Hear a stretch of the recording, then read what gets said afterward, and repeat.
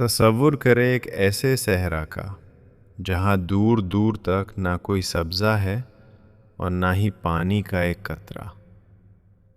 ایک بے باسی کا عالم جہاں ایک ماں اپنے معصوم بچے کی پیاس بجھانے کے لیے ریت کے تلوں کے درمیان دوری چلی جا رہی ہے۔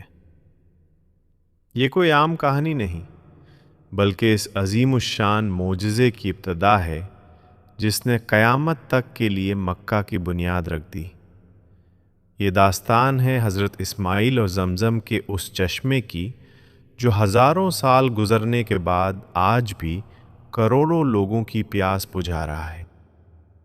سفر کا آغاز تب ہوا جب اللہ کے حکم پر حضرت ابراہیم علیہ السلام اپنی بیوی حضرت حجرہ علیہ السلام اور اپنے شیرخوار بیٹے حضرت اسماعیل علیہ السلام کو بیوگہ وادی میں چھوڑنے آئے۔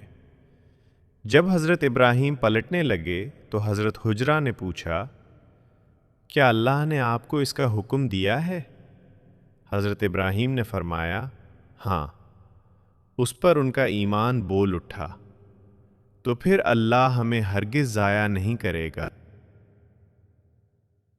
تپتی دھوپ اور خشک مٹی میں جب پانی ختم ہو گیا تو معصوم اسماعیل علیہ السلام پیاس سے تڑپنے لگے۔ بے چین ماں پانی کی تلاش میں صفا اور مروہ کی پہاڑیوں کے درمیان 7 مرتبہ دوڑیں۔ ہر بار انہیں لگتا کہ شاید پرے کسی ٹلے پر پانی مل جائے، مگر وہاں صرف ریت کی چمک تھی۔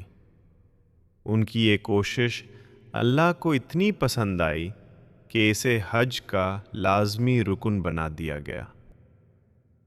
اسی کوشش کے دوران جب حضرت حاجرہ واپس اپنے بچے کے پاس پہنچے تو انہوں نے ایک حیرت انگیز منظر دیکھا۔ حضرت جبریل علیہ السلام نے زمین پر اپنا پیر یا ایری ماری اور اس خشک پاتھریلی زمین سے پانی کا ایک چشمہ پھوٹ پڑا۔ حضرت حاجرہ نے تیزی سے اس کے گرد مٹی کی روور بنائی اور فرمایا، زمزم یعنی رک جا رک جا۔ رسول اللہ صلی اللہ علیہ وسلم نے فرمایا کہ اگر وہ اسے نہ روکتی تو یہ ایک بہتا ہوا دریا بن جاتا۔